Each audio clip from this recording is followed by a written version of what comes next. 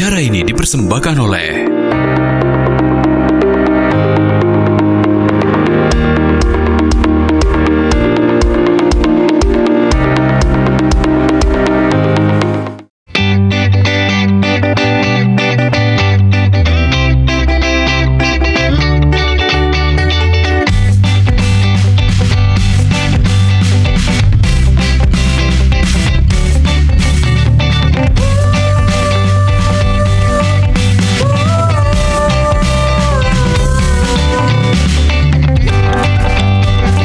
narasumber yang sangat luar biasa, yang sudah sangat siap untuk memberikan informasi seputar sosialisasi CPNS Kejaksaan ini ya. Betul, jadi tema kita adalah sosialisasi pengadaan CPNS Kejaksaan tahun 2024. Jadi memang asisten bidang pembinaan Kejaksaan Tinggi Sumatera Selatan dalam upaya meningkatkan kualitas SDM dan menciptakan aparatur negara yang profesional menggelar sosialisasi terkait pengadaan CPNS Kejaksaan 2024. Jadi ini bertujuan untuk memberikan informasi yang komprehensif kepada masyarakat mengenai seleksi, persyaratan, dan juga kesempatan berkarir di lingkungan kejaksaan. Langsung kita sapa narasumber kita yang pertama yang sudah tidak asing lagi nih di mata pemirsa PAL TV yang sudah nonton Jaksa Menyapa ataupun Halo Palembang ya. Langsung kita sapa, ini ada Pak Asmadi, SHMH selaku Asisten Bidang Pembinaan Kejati Sumsel. Assalamualaikum, selamat pagi Pak Asmadi. Waalaikumsalam, selamat pagi. Apa kabar? Kabar baik, alhamdulillah. Wah, ini makin lama makin muda ya Pak Asmadi ini ya. Semangatnya. Oh iya. Padahal pagi tadi makan gorengan, tapi masih muda ya. Betul. Iya. Agingnya backwards, mundur ke belakang jadinya. Benar.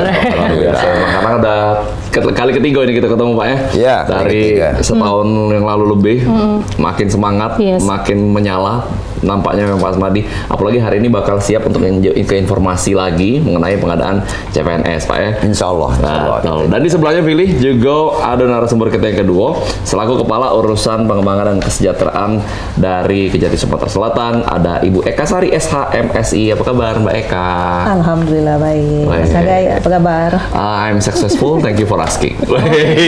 Belum sekarang mukanya belum sekarang kaget ya. Kaget kita sosialisasi dulu. Ngapalah wawancara duluan. Betul. Oke, nah tentunya hari ini kita sudah menghadirkan dua narasumber yang sangat luar biasa, yang sudah sangat siap untuk memberikan informasi, apalagi ini sosialisasinya langsung dari Kejati Sumsel. Betul, langsung dari Pak Asbin Dewe ya. Nah, langsung kita tanya Pak Asbin, mungkin hal-hal apa ini Pak Asbin kira-kira yang perlu diketahui oleh para pencakar atau mungkin mahasiswa-mahasiswa yang sekarang sudah siap untuk melamar jadi CPNS? Terima kasih Pak Gai. Tentu selamat pagi untuk pemirsa. Tapi sebelum jawab tadi pertanyaan tadi, jadi perkenankan aku mau menyampaikan sosialisasi sedikit tentang kelembagaan, khususnya Kejaksaan Republik Indonesia, biar masyarakat khususnya pencari kerja ini tahu apa itu kejaksaan. Jadi dalam kesempatan ini saya ingin menyampaikan secara singkat pengenalan tentang kejaksaan. Kejaksaan ini tentu sebagaimana diketahui oleh masyarakat adalah bagian dari sistem criminal justice, sistem penegakan hukum, khususnya hukum pidana. Dan jaksa itu salah satu unsur dari penegak hukum. Jadi mengenai ketentuan mengenai kejaksaan ini diatur oleh Undang-Undang ya 16 2004 dan sebagaimana dirubah oleh 11 2021. Nah, di dalam ketentuan perundang-undangan itu disampaikan bahwa kejaksaan adalah lembaga yang melaksanakan kekuasaan negara. Jadi lembaga yang melaksanakan kekuasaan negara, terkhususnya di bidang penuntutan ya, dan kewenangan-kewenangan lain yang ditetapkan oleh undang-undang. Jadi kalau lebih bicara tentang lebih detail sedikit, jadi khususnya kewenangan dan fungsi kejaksaan itu ada di 3 bidang. Pertama tadi bidang pidana, jaksa ini bisa sebagai penyidik. Misalnya dalam penyidik itu penyidikan tindak pidana korupsi atau penyidikan tindak pidana yang telah diatur dalam undang-undang.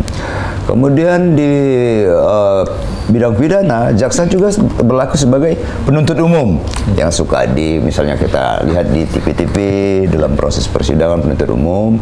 Jaksa juga di dalam pidana ini melaksanakan isi penetapan putusan hakim maupun pengawasan dari pelaksanaan dari penetapan putusan hakim. Selain dari bidang pidana, itu bagai kejaksaan juga ada fungsi di bidang perdata dan tata usaha negara. Ini yang biasa kita dengar dengan jaksa pengacara negara. Jadi pengacara bisa juga adalah jaksa, tapi jaksanya adalah jaksa pengacara negara. Jadi pengacara negara juga bisa dengan menjadi jaksa. Jadi fungsi pengacara negara ini adalah dengan kuasa khusus dia bertindak sebagai pengacara bagi instansi pemerintah, BUMN maupun BUMD. Selain dari tadi tugas di bidang perdata dan tata usaha negara, jaksa juga mempunyai kewenangan di bidang ketertiban umum. Contohnya pertama berfungsi atau melaksanakan tugas-tugas dalam rangka peningkatan kesadaran hukum masyarakat. Makanya ada kegiatan misalnya ini sosialisasi hukum, kemudian ada program bimbingan masyarakat tata hukum dan lain-lain sebagainya. Kemudian juga mengawasi peredaran barang cetakan, juga masih ada fungsi di situ, pengawasan orang asing dan sebagainya. Ini semua adalah bagian dari tugas-tugas jaksa di bidang ketertiban umum dalam rangka membantu tugas-tugas penertiban umum. Kira-kira demikian secara singkat tugas dan kewenangan dari kejaksaan. Dan kebetulan, alhamdulillah tahun ini kejaksaan melakukan penerimaan ASN tahun 2024. Tentu kami berharap kader-kader terbaik, lulusan-lulusan terbaik di wilayah Sumatera Selatan khususnya, kami himbau untuk bergabung dengan kami di Kejaksaan Republik Indonesia. Dan tahun ini yang diterima lebih banyak dari tahun-tahun yang lalu, sehingga kemungkinan untuk lulus itu akan semakin besar. Jumlahnya tahun ini penerimaan secara nasional, kami melaksanakan penerimaan ini dia terpusat secara nasional, jadi tidak mandiri. Memang pelaksanaan mungkin ada di beberapa daerah termasuk di Palembang nanti, namun kota itu adalah kota pusat, artinya bukan untuk Sumatera Selatan saja. Jumlahnya tahun ini 9.694 orang dari berbagai macam disiplin ilmu. Oleh karena itu, lulusan terbaik, putra-putra terbaik yang ingin bergabung dengan kami, mengabdi kepada negara lewat fungsi penegakan hukum, kami himbau pada hari ini. Nah itu kira-kira. Ini sangat jelas ya, jadi bukan cuma sekedar sosialisasi penerimaannya, bahkan dikenalkan lagi bahwa kejaksaan ini seperti apa oleh Pak Asbin tadi ya, karena memang tak kenal maka tak sayang Pak ya. Betul. Jadi harus paham dulu. Mudah-mudahan sayang Jadi memang sebelum kita masuk ke dunia itu kita harus tahu lebih detail ya, mengenai informasi mengenai kejaksaan. Bahwasannya memang fungsi pokok kejaksaan itu banyak tadi ya. Betul sekali. Dan ini banyak, hampir 10.000 berarti yang diterima bakal tahun ini Pak ya. Dan ini kuota nasional. Total nasional. Kuota nasional ya. Oke. Nah mungkin ada hal-hal lain yang mungkin bisa ditambahkan Mbak Eka? Ya. Iya, jadi untuk penerimaan CPNS tahun 2024 ini, kita ini sebenarnya pendaftaran udah mulai. Udah mulai dari tanggal 20 Agustus sampai 6 September nanti. Jadi kurang lebih 10 hari lagi untuk pendaftaran. Untuk penerimaan sendiri, kita tahun ini ada 35 jabatan yang terdiri dari 24 jabatan tenaga teknis dan 11 jabatan untuk tenaga kesehatan. Jadi tenaga teknis ini maksudnya yaitu jabatan jaksa, analis SDM, terus auditor, arsiparis, peranata komputer, penerjemah barang bukti, dan juga penjaga tahanan. Kalau untuk tenaga kesehatan itu ada dokter, apoteker, bidan, perawat laboratorium, dan lain-lain gitu Mas. Wow, jadi ada 35 jabatan Iya. dan ini masih dibuka selama 10 hari ke depan ya. Iya. Mbak Eka, masih banyak Sampai tanggal 6 September. 6 September ya. 6 September. Oke. Betul.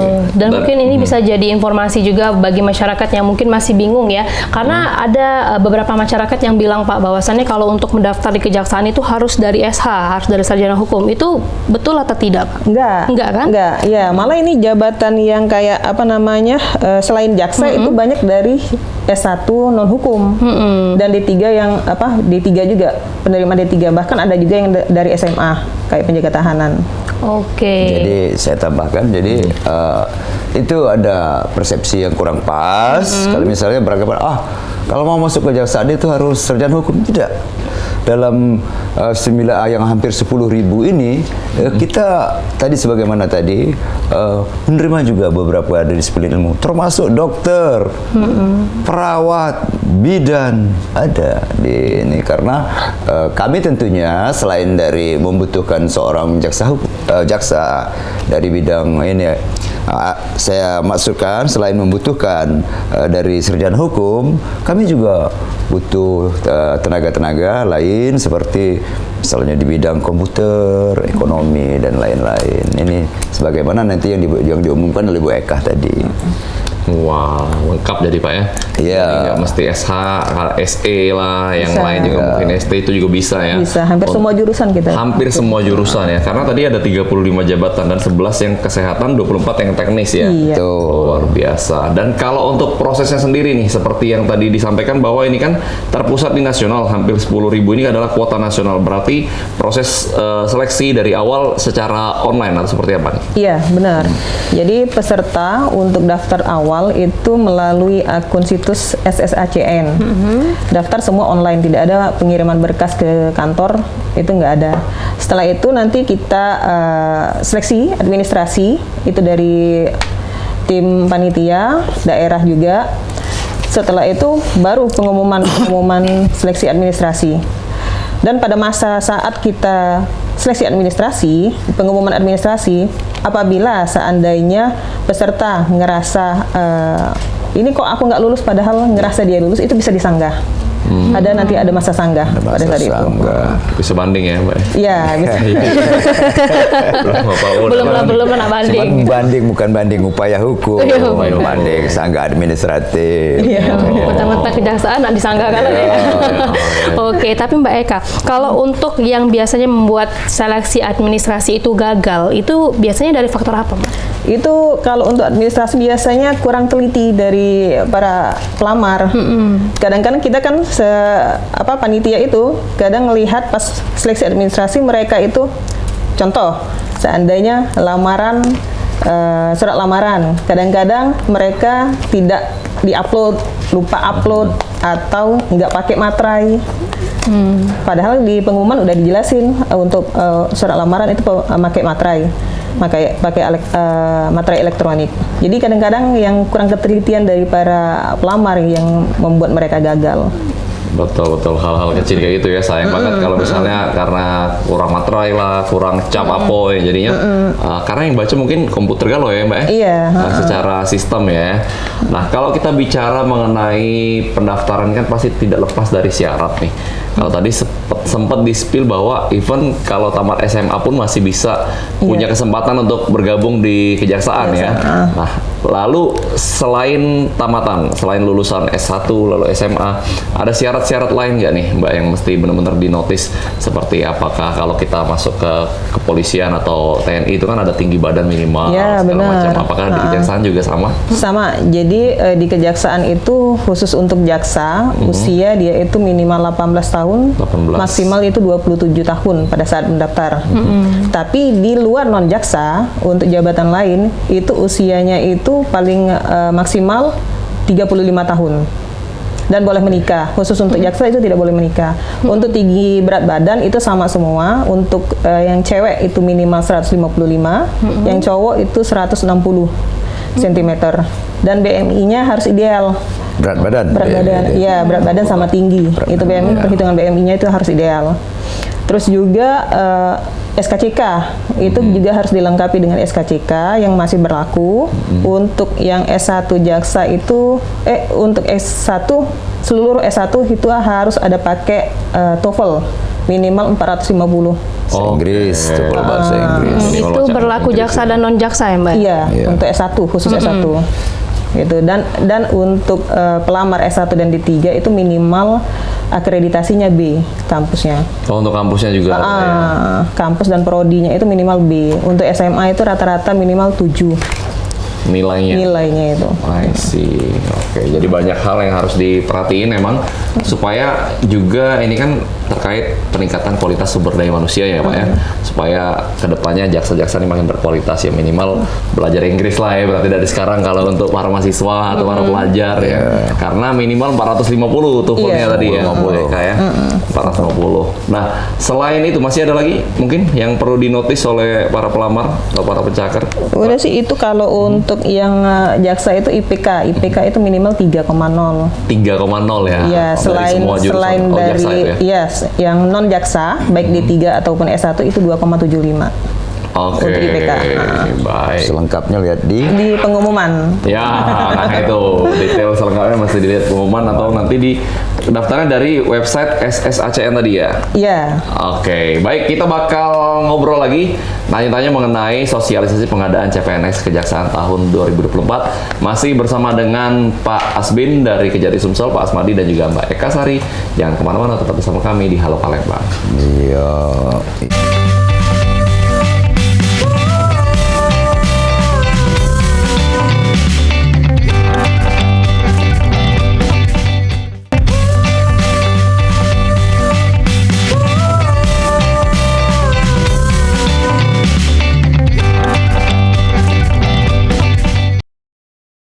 Baiklah pemirsa, balik lagi di Halo Palembang. Sekarang sudah di segmen kedua, masih dengan narasumber kita yang sangat luar biasa hari ini, Pak Asmadi SHMH selaku Asisten Bidang Pembinaan Kejati Sumsel, dan juga bersama dengan Bu Eka Sari SHMSI selaku Kepala Urusan Pengembangan dan Kesejahteraan Kejati Sumsel. Betul, masih kita membahas mengenai sosialisasi pengadaan CPNS Kejaksaan tahun 2024. Kalau tadi di segmen pertama, Mang Cek Bice sudah dikenali lagi, diingetin lagi nih mengenai fungsi kejaksaan itu seperti apa sih, apa baik gawe-gawenya ya kan, bergerak sebagai tentunya aparat penegak hukum juga. Betul. Tentunya criminal justice di negara kita Indonesia ini, dan banyak fungsi tadi Mang Cek Bice di pidana, lalu sebagai penyidik juga, sebagai penuntut umum yang paling sering kita jingok di TV ya kan, dan juga sebagai jaksa pengacara negara, bahkan juga terlibat di sebagai ketertiban umum. Betul. Sinian Pak Aga yang ngerti. Aman Pak ya? Aman. Lalu kepala ya. Nah, jadi memang ini membuat mungkin banyak pemirsa yang lebih tertarik lagi, apalagi mungkin sudah nonton tayangan Jaksa-Jaksa Menyapa yang setiap hari Selasa dan Jumat tayang setiap jam 8 ya di PAL TV. Ini lihat para jaksa yang luar biasa juga kepengen untuk bergabung nih. Nah, mungkin yang tahun lalu sudah pernah juga melok CPNS Kejaksaan dan belum rezeki untuk lulus. Nah, cak mana nih, mungkin kita tanya ke Pak Asmadi, apakah masih memungkinkan untuk mereka bisa daftar lagi di tahun ini? Atau cak mana tuh Pak? Bagi kemarin pelamar-pelamar tahun lalu yang usianya masih cukup, masih boleh. Tadi kalau mengenai syarat usia ini tergantung dari formasi yang kita pilih.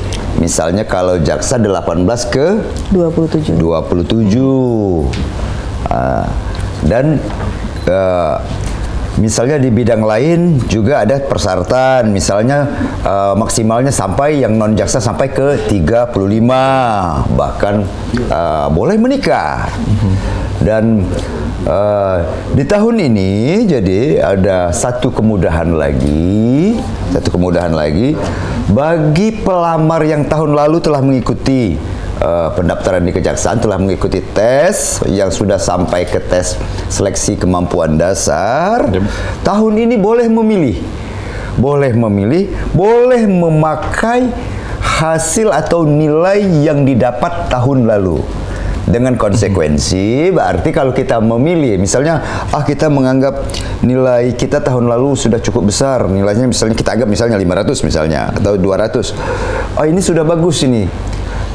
Konsekuensinya bahwa kita untuk seleksi kemampuan dasar pada tahun 2024 tidak ikut lagi. Ini mengenai nilai ini, penentuan kelulusan misalnya di dalam sistem CAT ini dia pakai sistem passing grade, Guys.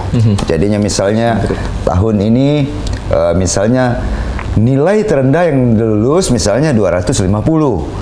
Nah, bagi yang di bawah 250 tentunya tidak lolos passing grade. Jadi kalau kita yakin bahwa nilai seleksi kemampuan dasar, kan seleksi berdasarkan CAT itu ada dua, ada yang kemampuan dasar, ada yang kemampuan bidang. Apabila kita merasa aku kan seleksi kemampuan dasar kemarin nilainya sudah tinggi, kita boleh pakai dan tidak ikut lagi di SKD. Kita nanti ikut di waktu seleksi kemampuan bidang, kira-kira begitu. Jadi dan insya Allah jadi kami himbau tentunya kami menginginkan kader-kader yang terbaik, bahwa penerimaan kejaksaan ini tidak pakai biaya. Ya kecuali kalau biaya bikin SKCK ya jangan juga minta ke kita ya. Ya. Duit minyak, Pak. Duit minyak. Belum lah berapa Pak ya, jangan. Insya Allah ini kita laksanakan secara transparan. Ya, insya Allah bebas dari praktek-praktek KKN kira-kira. No pungli, Pak ya? Iya. Ini yang akan gini kan. Jadi jangan nggak usah nanti harus pakai uang misalnya untuk lulus kalau insya Allah. Jadinya aku yakinlah apabila ada niat untuk bergabung dengan kami di Kejaksaan, syarat-syarat silakan baca di pengumuman. Dan kalau adik-adik lulusan S1, lulusan D3 dan SMA yang memang memenuhi syarat, ya mari bergabung daftar. Ini pendaftaran beberapa hari lagi akan habis. Ini selesainya pada tanggal 6 September nanti kira-kira sementara. Oke, baiklah. Sekaligus tadi ada statement dari Pak Asmadi yang bilang bahwasannya kalau untuk pembukaan CPNS ini tidak dipungut biaya sama sekali ya. Betul. Jadi memang itu perlu di bold untuk masyarakat yang ada di Sumatera Selatan khususnya. Dan berarti kalau misalnya ada beberapa mungkin calon pelamar yang dijanjikan ya Pak oleh pihak-pihak tertentu bahwa udahlah lewat aku ini segala macam. Nah itu tanggapannya seperti apa Pak? Jadi secara logika dulu bahwa ini seleksinya ini akan melalui secara digital ya, melalui CAT itu. Jadi dia tesnya akan dilaksanakan secara langsung, ditayangkan secara langsung. Bahkan pada saat pelaksanaan tes pun nilainya itu ditayangkan langsung. Dan begitu setelah saya tes langsung ada nilai. Jadi selama pelaksanaan naik turunnya besarnya nilai itu bisa dimonitor di ini. Bahkan di YouTube juga. Selain dari online dia di YouTube juga ditayangkan secara online. Jadi insya Allah betul-betul transparan. Jadi dan begitu selesai, jangankan selesai tes, pada saat kita tes misalnya Asmadi, kelihatan nilainya itu berapa, naik turun.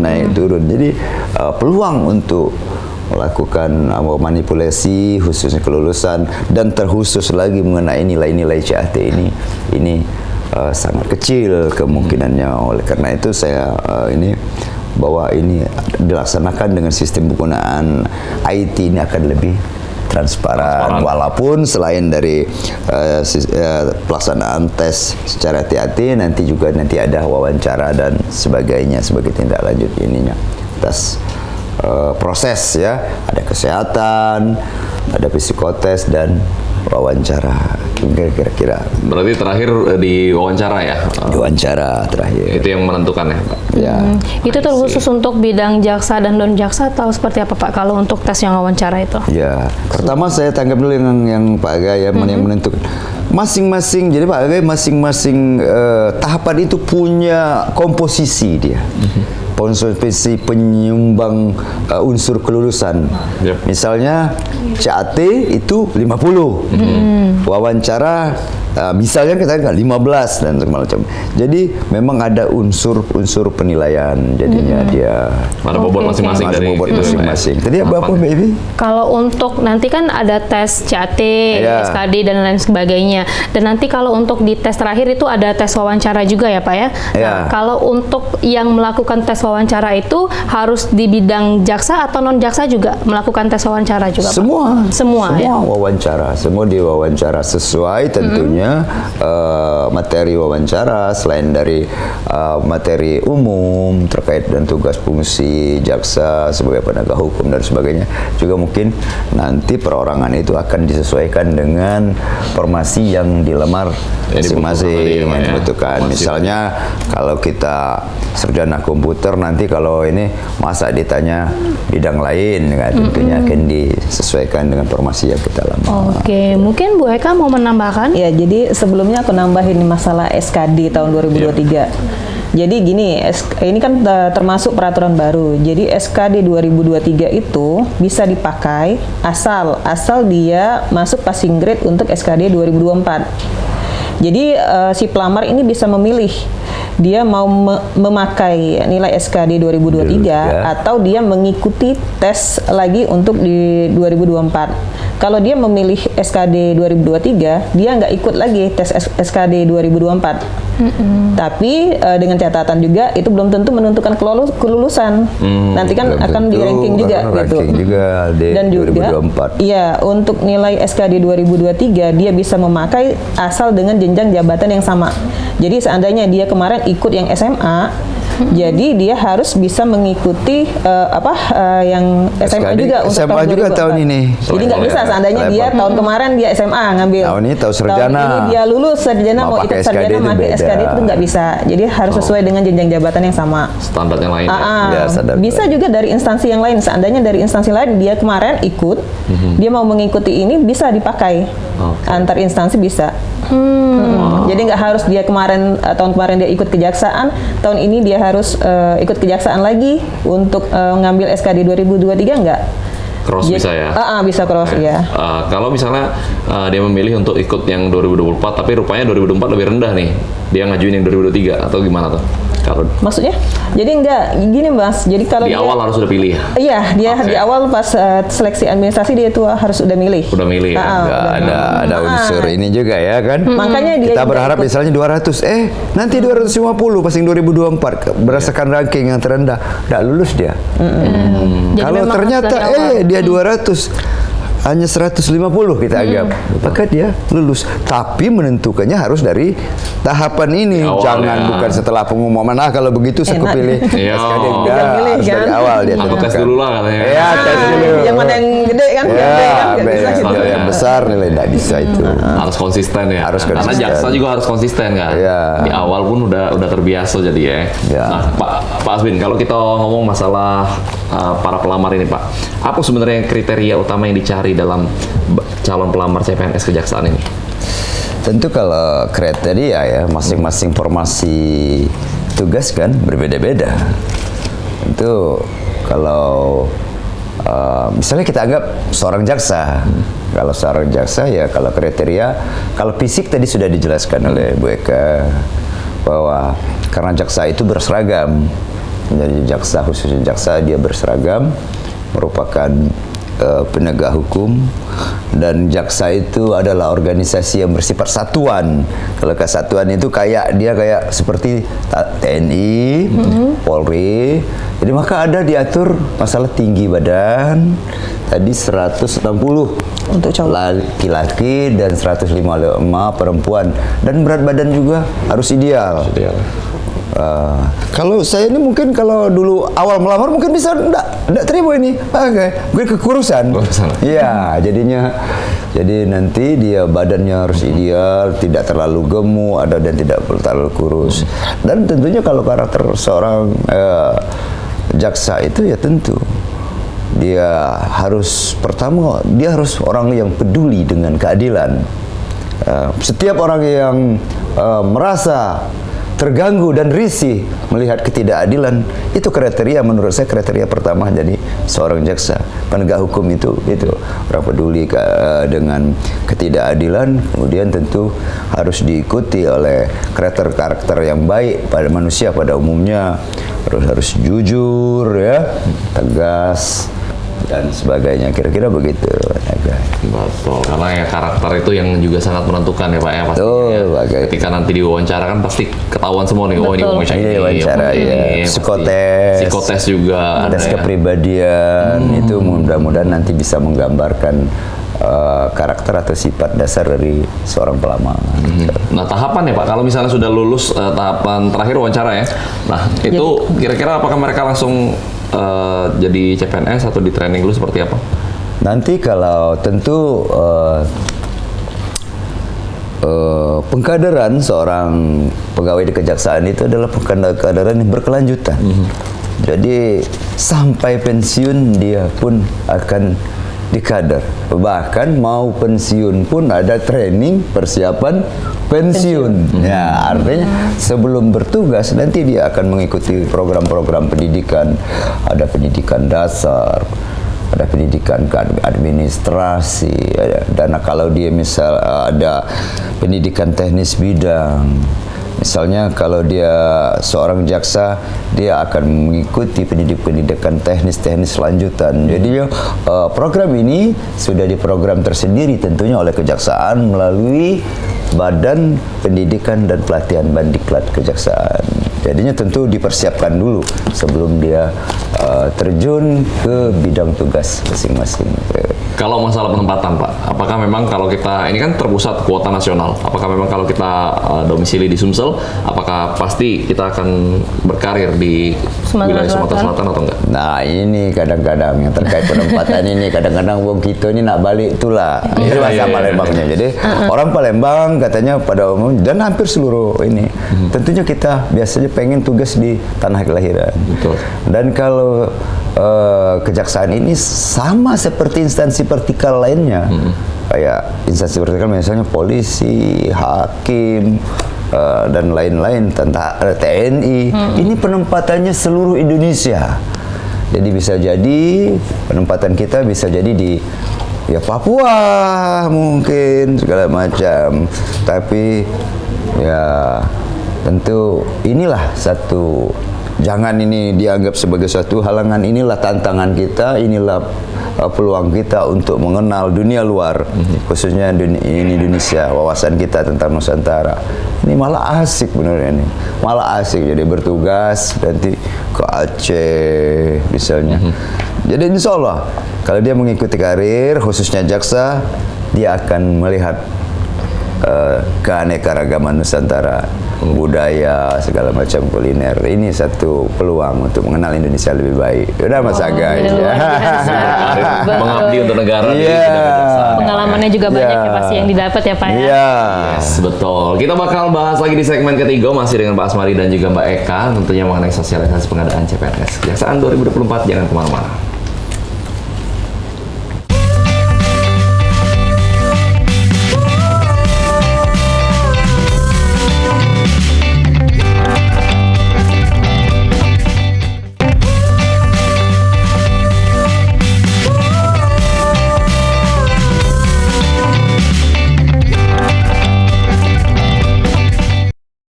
Kalau pemirsa, tidak terasa ini sudah di segmen ketiga. Jadi hari ini kita masih akan membahas mengenai sosialisasi seputar pengadaan CPNS Kejaksaan tahun 2024 bersama dengan narasumber kita yang sangat luar biasa. Iya, masih dengan Pak Asbin dan juga Mbak Eka. Ini kalau di YouTube Pak, ini banyak yang antusias nih, yang lagi nonton. Alhamdulillah. Gitu. Dan banyak yang nanya. Nah, kita siap, kami boleh tunggu. Beberapa pertanyaan kita akan sampaikan ya Pak. Yang pertama ini dari Siti Merdia. Nah, mohon maaf Pak, belum lah minta maaf deh Pak.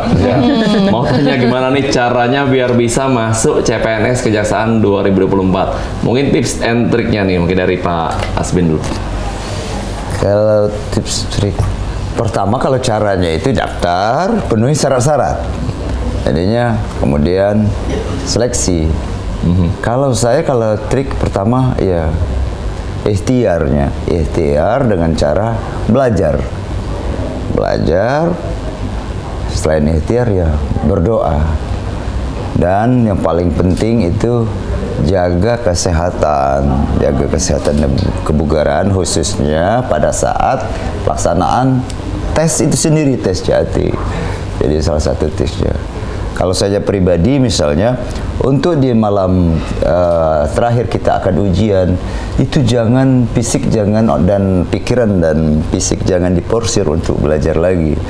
Jadi itu nanti malah di hari pelaksanaan ujian jadinya otak kita jadi capek, fisik kita jadi lebih capek, sehingga kadang-kadang hasil yang didapat kurang optimal. Jadi penuhi syarat-syarat, berikhtiar dan berdoa. Saya kira itu tipsnya. I see. Mbak Eka mau nambahin nggak nih? Ada tips and trik dari Mbak Iya, Eka? kalau saya sih banyak belajar. Sekarang kan udah banyak juga lembaga-lembaga kursus tuh yang buka untuk CAT maupun online ataupun offline. Itu sih lebih banyak belajar di situ. Terus juga benar kata Bapak, jaga kesehatan karena kan kita panjang ya tesnya itu, rangkaian tes. Apalagi untuk yang tahanan, penjaga tahanan itu nanti ada tes fisik kayak lari sama bela diri. Itu kan bisa sebelum tes itu kan mulai belajar latihan lagi gitu. Kalau yang sudah lama nggak latihan, betul. Kalau emang niat pasti dipersiapkan dengan baik ya Pak? Iya, harus dipersiapkan dengan baik. Nah Pak, psikologi Pak, pertanyaan yang menarik nih dari NAA 2023. Nah dia ngomong, pas tes wawancara Pak mulai bermain. Nah tapi kami berharap tidak. Nah ini bermain apa nih kira-kira? Silakan Pak Asbin. Ya, tentu salah satu isu dalam setiap penerimaan pegawai atau pelamar itu adalah isu tadi yang KKN.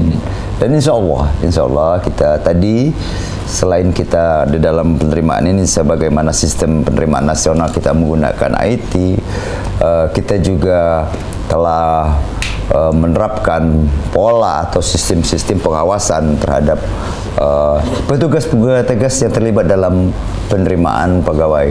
Ini ada tim pengawas loh dalam itu ya. Ada tim pengawas dari bidang pengawasan, misalnya dari kejaksaan.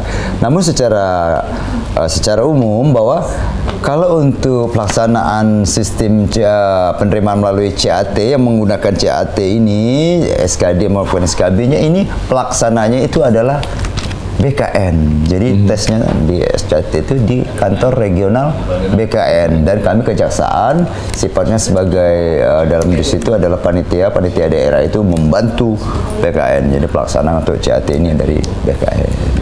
Oke, luar biasa. Nah, berarti memang dipastikan ini semua transparan dan bersih tanpa pungli ya. Jadi semua punya kesempatan yang sama. Betul. Untuk bisa menjadi bagian di keluarga kejaksaan, menjadi salah satu dari 9.694 formasi yang disiapkan tahun 2024 ini. Insyaallah. Yang paling penting persiapan diri ya. Tunggu ya. Betul. Nah, kalau untuk menanggapi isu yang lagi viral saat ini Bapak, Ibu. Jadi kan sekarang ini lagi viral mengenai joki CAT. Nah, itu kan sebenarnya agak sangat sulit ya Pak ya, karena kan sekarang sudah teknologi semua. Nah, itu tanggapannya seperti apa? Yang viral yang apa ini? Joki CAT itu. Oh, joki. Joki ya, terkait joki. Mungkin nanti kalau terkait teknis bagaimana tentang proses identifikasi ya mengenai orang. Namun secara umum saya kira sistem ini jauh lebih baik dari tahun-tahun atau apalagi beberapa tahun sebelumnya dalam rangka pencegahan terjadinya kecurangan ini seperti yang kalau istilah joki ini mengganti orang ya, orang yang tes tidak sesuai dengan identitas asli dari orang yang punya data. Salah satunya ya sebagaimana kita ketahui bahwa pelamar ini dalam tahun-tahun sekarang, pelamar ini sebelum dia masuk ke ruangan ujian itu dia akan melewati kamera deteksinya, kemudian ada petugas yang akan mencocokkan identitas maupun wajah dari pelamar yang bersangkutan. Tapi secara lebih detailnya silakan itu Bu Eka untuk jadi gini Mbak, sebelumnya kita alhamdulillah di kita itu beberapa tahun ke belakang alhamdulillah nggak pernah kejadian joki di kita. Karena pertama di kita itu tesnya itu sangat-sangat selektif, sangat-sangat banyak filternya. Jadi pas mereka daftar registrasi itu di scan wajah. Setelah di scan wajah, mereka nanti dimasukin dalam ruang isolasi. Jadi setelah masuk ruang isolasi itu mereka nggak bisa kemana-mana. Nah, di ruang isolasi itu tempat mereka nunggu sebelum masuk ke ruang tes ujian. Setelah mereka masuk juga ke ruang ujian, itu mereka nanti juga tetap dicocokin lagi dengan KTP sama wajah mereka. Jadi untuk kemungkinan besar pakai joki itu alhamdulillah sampai selama ini kita nggak pernah kejadian gitu Mbak. Karena dia di ruang isolasi ya sudah dihasil yang sudah dicek identitasnya dan visual wajah itu di ruang tunggu yang khusus yang jadi dia tidak boleh lagi meninggalkan ruangan kecuali dia ke toilet yang akan ada artinya yang termonitor terjaga gitu. Iya luar biasa ya. Pokoknya kalau emang sudah niat untuk bergabung di kejaksaan ya harus fair ya. Dimulai dengan yang benar. Betul. Supaya nanti karirnya akan dimulai dengan yang baik. Harus bagus ya Pak ya. Karena kan sebagai penegak hukum masa dimulai udah curang gitu ya. Jangan ada kecurangan, jangan diawali dengan hal yang tidak. Jangan ada dusta di antara kita Pak ya. Oke, mungkin ini terakhir CHG. Jadi kita boleh simpulkan lagi kembali Bu Eka mengenai step-step dari tes CPNS kejaksaan ini. Mulai dari SKD. Jadi untuk step awal itu kita masukin seleksi administrasi. Setelah lulus administrasi itu kita mulai seleksi SKD dan di seleksi SKD itu nanti ada pengguguran. Setelah pengguguran di SKD siapa yang lulus itu bisa masuk ke tahap SKB. SKB itu tes seleksi kemampuan bidang di mana itu langsung gabungan tes kesehatan, wawancara, psikotes, kejiwaan sama untuk yang SMA itu ada tambahan lagi bela diri sama kesemaptaan. Itu setelah itu baru pengumuman akhir. Itulah tahapannya itu. Iya. Mungkin terakhir nih Pak Asmadi, himbauan untuk para calon pelamar CPNS di Kejaksaan 2004. Silakan. Jadi adik-adik mahasiswa yang baru saja tamat dan atau dari BS1, D3 dan SMA bahwa ini adalah peluang terbaik untuk mengabdi, untuk berkarir, menjadi topangan hidup.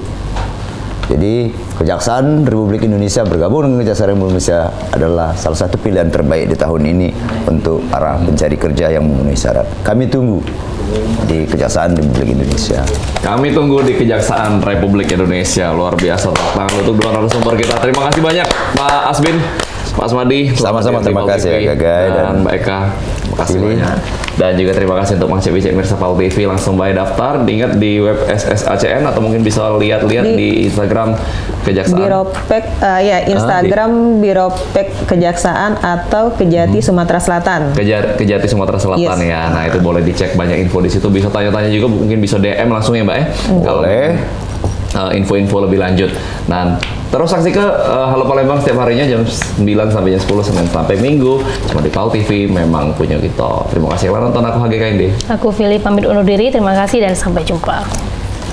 Bang Darussalam, Palembang kota kita terkenal sunyi musinya, terkenal dengan pempeknya,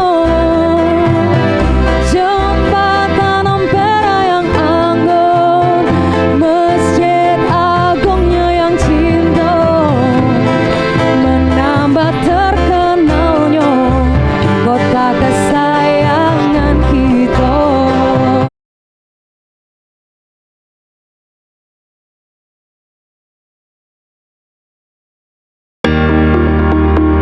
Acara ini dipersembahkan oleh